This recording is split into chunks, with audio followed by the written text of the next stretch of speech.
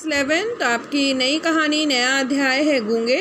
कल मैंने कहानी की शुरुआत कर दी थी, आपको बताया था कि गूंगे को कुछ औरतें बुलाती हैं और उससे पूछती हैं कि उसकी कहानी क्या है। वह बोल नहीं सकता है, सुन नहीं सकता। वो बताता है कि मेरी माँ मुझे छोटे में छोड़कर भाग गई जब मेरे पिताजी की मृत्यु हो गई। आगे की कहानी वह बताता है और फिर उसे पाला है किसने, यह तो समझ में नहीं आया, पर वे लोग मारते बहुत हैं। आगे उसने बताया कि जिसने भी उसे पाला है वो उसे बहुत मारते पीटते थे। करुणा ने सबको घेर लिया। वह बोलने की कितनी ज़बरदस्त कोशिश करता है, लेकिन नतीजा कुछ भी नहीं, केवल कर्कश काय काय का ढेर, अस्फुट ध्वनियों का वमन, जैसे आदिम मानव अभी भाषा बनाने में जी जान से लड़ रहा है। तो जब उसने बताया कि उसे मारा पीटा जाता है तो इस बात को सुनकर सभी को काफ़ी दुख हुआ। करुणा का भाव सबके मन में आ गया। तो वो लड़का बोलने की बहुत जोर कोशिश करता है, परंतु वो बोल नहीं पाता और उसकी आवाज़ जो है वो काय काय की तरह, कौवे की कर्कश ध्वनि की तरह, काय काय की तरह ढेर हो जाती है, परंतु समझ किसी को कुछ नहीं आता। अस्फुट ध्वनियों का वमन, मतलब ध्वनियाँ तो है लेकिन वह अस्फुट है, उससे कुछ समझ हमें नहीं आया और ऐसा लगता है कि आदि मानव अभी बस शब्दों की रचना कर रहा है या बोलने की कोशिश कर रहा है। चमेली ने पहली बार अनुभव किया कि यदि गले में काकल तनिक ठीक नहीं हो तो मनुष्य क्या से क्या हो जाता है। तो चमेली उन औरतों के बीच में एक औरत थी, खड़ी थी, तो उसे पहली बार ऐसा महसूस हुआ कि अगर इंसान के गले में अगर कुछ ऐसा हो जाए, यानी कि गले जहाँ से ध्वनि निकलती है उस काकल में अगर कुछ ठीक ना हो तो इंसान कैसा से कैसा हो जाता है। तो हम तो बोल पाते हैं, तो हमारा जो एक बोलने का तरीका, बोलने की ध्वनि वो सबको सुनाई देती है। यदि हम ना बोल पाए तो सामने वाले जो हैं वो सुनकर इसे हंसी ही उड़ाएंगे कि ये ध्वनि कैसी ध्वनि है, बिल्कुल कर्कश ध्वनि है। ठीक है,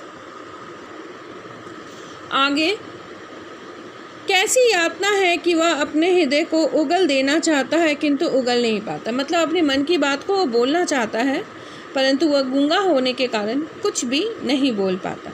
सुशीला ने आगे बढ़कर इशारा किया, मुंह खोलो, और गूंगे ने मुंह खोल दिया। तो सुशीला उन्हीं औरतों में से एक औरत थी, वो जाकर गूंगे के पास कहती है कि तुम अपना मुंह खोलो। तो गूंगे ने मुंह खोल दिया, लेकिन उसमें कुछ दिखाई नहीं दिया। लेकिन उसे मुंह खोलने के बाद भी उसके अंदर कुछ दिखाई नहीं दिया। पूछा, गले में कौवा है? गूंगा समझ गया, मतलब उसका मजाक उड़ाया जा रहा है कि तुम्हारे गले में कौवा बैठा है जो तुम काय काय कर रहे हो, कुछ बोल नहीं पा रहे हो। तो गूंगा समझ जाता है कि उसका मजाक उड़ाया जा रहा है। इशारे से ही वो बता दिया, किसी ने बचपन में गला साफ करने की कोशिश में काट दिया। तो उसने बताया कि जब वो छोटा था तो गला साफ करने की कोशिश में किसी ने उसके गले के अंदर के हिस्से को काट दिया और वह ऐसे बोलता है जैसे घायल पशु करा रहा हो या फिर करा उठता है। तो वो ये भी इशारे से बताता है कि बचपन में जब उसके गले को किसी ने काट दिया अंदर से, तो वो एक घायल पशु की तरह, जब पशु घायल हो जाता है और दर्द से कराहता है तो बस उसी प्रकार वो दर्द से कराहते हुए बोलता है, शिकायत करता है जैसे कुत्ता चिल्ला रहा हो। और कभी कभी उसके स्वर में ज्वालामुखी के विस्फोट की सी भयानकता थपेड़े मार उठती है। तो ऐसा कभी कभी आपने देखा होगा कुत्ते को चिल्ला के रोने की आवाज़, उसी प्रकार वह गूंगा भी चिल्ला कर रोता है। और कभी कभी तो उसके स्वर में ऐसा लगता है कि ज्वालामुखी का विस्फोट है ना। क्यों? क्योंकि वो दर्द से कराता है, कभी कभी विरोध करता है, कभी गुस्से से कराता है। वो अपने गुस्से को, अपने दुख को तरह तरह से बाहर निकालने की कोशिश करता है क्योंकि वो बोल नहीं सकता था। वह जानता है कि वह सुन नहीं सकता है और बता बता कर मुस्कुराता है। तो वो ये भी जानता है कि वह सुन नहीं सकता, परंतु अपने बारे में वो बताता है और बताकर मुस्कुराता है। वह जानता है कि उसकी बोली की कोई नहीं समझता, फिर भी वो बोलता है। वो काय काय करता है मुंह से, लेकिन कोई समझता नहीं है उसकी बोली को, फिर भी वह बोलने की कोशिश करता रहता है। तो सुशीला ने कहा, इशारे गजब के करता है, अकल बहुत तेज है। पूछा, खाता क्या है, कहाँ से मिलता है? तो सुशीला भी उन्हीं औरतों में से थी। तो सुशीला बोलती है कि इशारे तो बहुत गजब के करता है। अब उसे बोलना नहीं आता तो वो बचपन से ही इशारे करके सबको अपनी बातें बताता है, तो इशारे करना तो उसे आएगा ही। तो वो कहती है सुशीला कि इसका अकल बहुत तेज़ है। फिर वो पूछता है कि तुम खाते क्या हो, कहाँ से तुम्हें खाना मिलता है। वह कहानी ऐसी है जिसे सुनकर सब स्तब्ध बैठे हैं। अब वो अपनी कहानी बताता है। खाना कहाँ से मिलता है? घर में उसे पालने वाला कोई नहीं, उसे घर में मारा पीटा जाता है, उसकी माँ नहीं है, उसके पिता नहीं है, फिर उसे खाना कहाँ से मिलता? वो इतना बड़ा कैसे हुआ? वो जी कैसे रहा? ये सारी बातें सुनने की एक इच्छा जाग उठी उन औरतों को। हलवाई के यहाँ रात भर लड्डू बनाए हैं, कढ़ाई मांजी है, नौकरी की है, कपड़े धोए हैं, सब इशारे हैं, लेकिन गूंगे का स्वर चित्कार में परिणत हो गया। सीने पर हाथ मारकर इशारा किया, हाथ फैलाकर कभी नहीं मांगा, भीख नहीं लेता, भुजाओं पर हाथ रखकर इशारा किया, मेहनत का खाता हूँ और पेट बजाकर दिखाया, इसके लिए।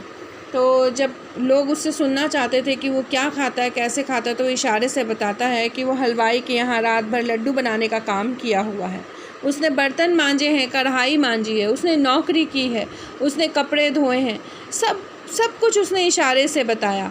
लेकिन फिर उसे गुस्सा भी आया और वो गूंगे का स्वर चित्कार में बदल गया। मतलब जो गूंगा है काएं काएं कर रहा था, वो गुस्से और क्रोध से कहने लगा, इशारे से सीने पे हाथ मारकर कि मैं हाथ फैलाकर भीख नहीं मांगता हूँ और भीख मांगकर नहीं खाता हूँ। अपनी भुजाओं पर, अपने हाथों पर इशारा रखकर उसने कहा कि मेहनत करके खाता हूँ।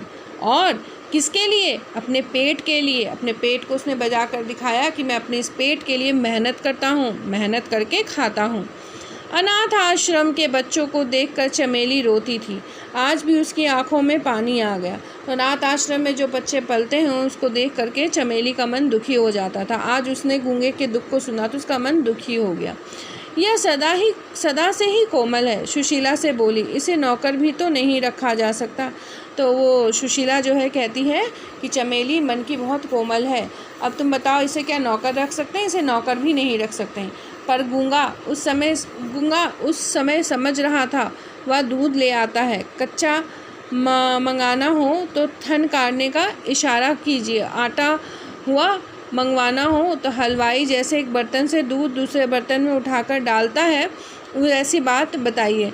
तो देखिए गूंगा जो है समझ जाता है कि उसे नौकर रखने की बात हो रही है, वो इशारे से समझ जाता है। तो वो क्या करता है, अपने बारे में बताता है कि वह दूध लेकर आ सकता है। अगर आपको कच्चा मंगाना है तो थन काटने की, मतलब गाय का थन काटने के आप इशारा कीजिए, मैं कच्चा दूध लाऊंगा।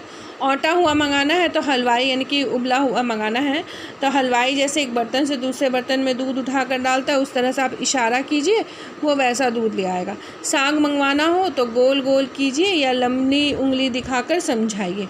और भी वो बहुत तरीके से ये गूंगा जो है वो समझाने की कोशिश करता है कि मैं कैसे करके सामान लेकर आता हूँ। मतलब इसका ये हुआ कि अगर आप मुझे नौकर बना के रखना चाहते हो तो आप मुझे इशारे से काम बताओगे तो मैं वो काम कर दूँगा। और चमेली ने उसे फिर ये सब बातें देखकर चमेली ने उसे इशारा किया, क्योंकि चमेली का मन बड़ा कोमल था। चमेली का मन कैसा था? बड़ा कोमल था। वो गूंगे के दुख को सुनकर दुखी हो गई थी, तो उसे अपने घर में नौकर रखना चाह रही थी। तो चमेली ने उसे इशारा किया कि हमारे यहाँ रहेगा। उसने पूछा क्या तुम मेरे घर पे रहोगे? या इशारा करके उसने उससे पूछा। तो गूंगे ने स्वीकार कर लिया। गूंगे ने क्या किया? स्वीकार कर लिया, किंतु हाथ से इशारा किया। क्या दोगी? खाना दोगी? हाँ, और कुछ पैसे भी दूंगी। चमेली ने सिर हिलाया, 4 उंगलियां दिखा दी। गूंगे ने सीने पर हाथ मारकर जैसे कहा, तैयार हैं 4 रुपये, खाना भी मिलेगा और 4 रुपये भी मिलेंगे। तो गूंगे ने स्वीकार कर लिया उसके यहाँ नौकर बन के काम करना। ठीक है। सुशीला ने कहा, पछताओगी, भला यह क्या काम करेगा? मुझे तो दया आती है बेचारे पर। चमेली ने उत्तर दिया, नहीं, बच्चों की तबीयत बहलेगी। तो उसने चमेली ने कहा कि मेरे बच्चे हैं, बच्चे उसके साथ खुश रहेंगे, कुछ ना कुछ काम तो वो कर ही लेगा, बच्चों का मन बहल जाएगा, इसीलिए इसे मैं अपने घर में नौकर के रूप में रख रही हूँ। गूंगा है बेचारा, कहाँ जाएगा?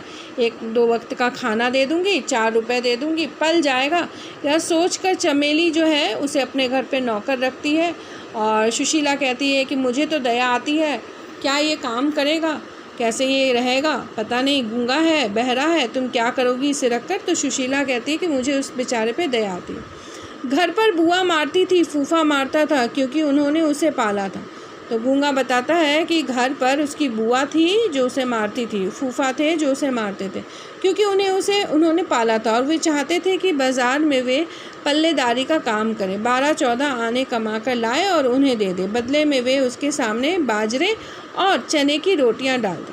तो बुआ और फूफा जो उसे पाले थे वो चाहते थे कि ये बाज़ार में जाकर बोरा ढोने का काम करे। बोरा जैसे कि आप जानते हो ना, अनाज की बोरियां, उसको ढोने का काम करे, 12-14 आने कमाए, लाकर उसे मतलब फूफा और बुआ को दे दे। ठीक है, और बदले में वो उसे क्या देंगे? बाजरे की और चने की रोटियां, जो बिल्कुल भी कड़ी होती हैं और खाई नहीं जाती। ठीक है, तो इस वीडियो में यहीं तक पढ़ाती हूँ, बाकी अगले वीडियो में।